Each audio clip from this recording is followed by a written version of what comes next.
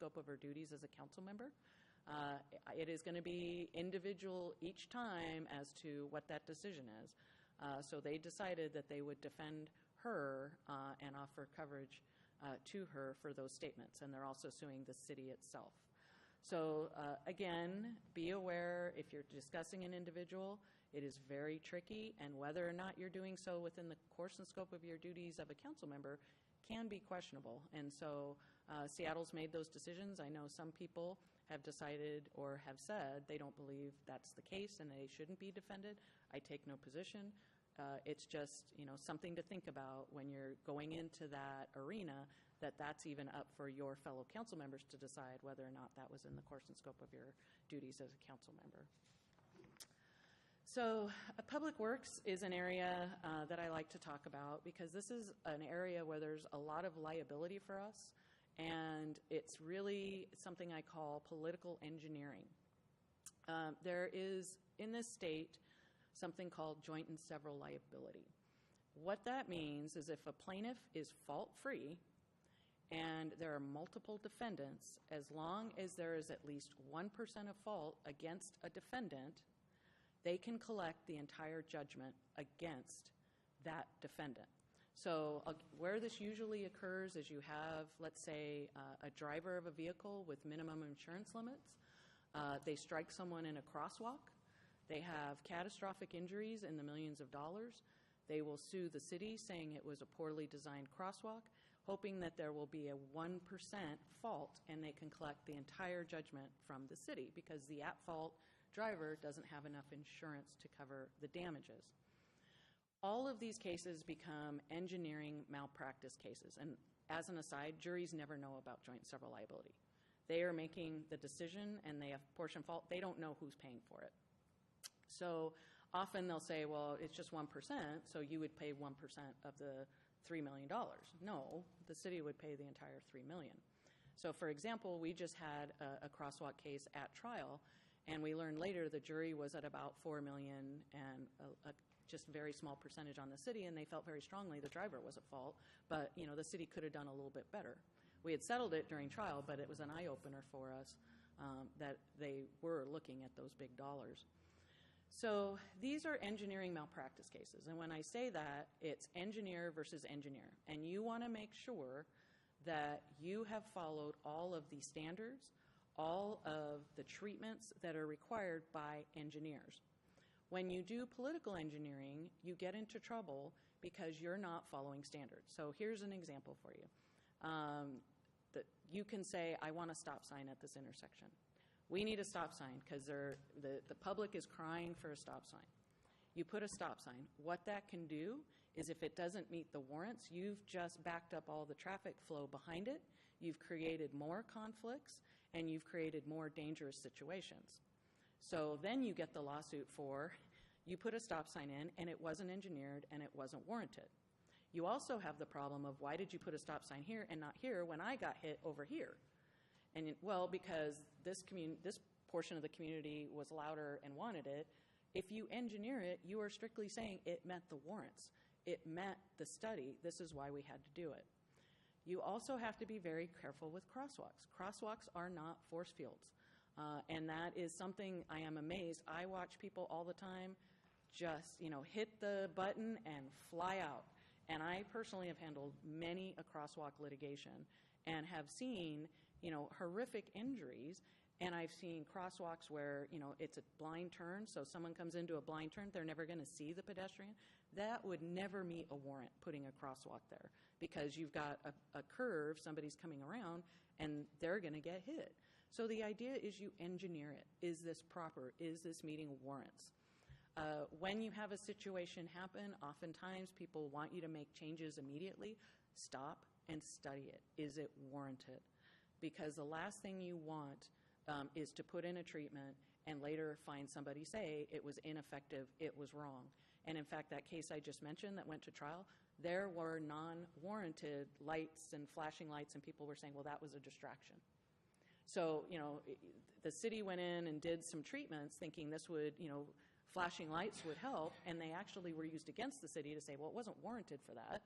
And in fact, it was distracting. So, as we say, any good deed goes unpunished, or no good deed goes unpunished. That's what the lawyers always say. So, yeah.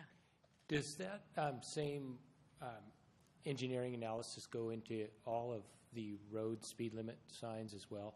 And so, and the reason I ask is because I've seen a trend in other municipalities where roads have been reduced in their traffic speed limit, that ones that had traditionally, decades had been at particular speed, and now they're putting in a lower speed limit. And so if they were designed at an older standard, how are they able to do that and function that way? Or are they just accepting the risk? It's usually traffic calming, and they study the volumes and what effect it would have further down. So they are engineered. And so they'll put in some of those like traffic calming measures to slow things down. But if you're creating conflict in other areas, they may rethink that.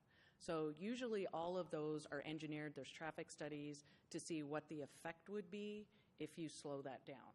A lot of times, and right out here with the state, you're not allowed to do much on speed limits on state highways because they want to control that flow.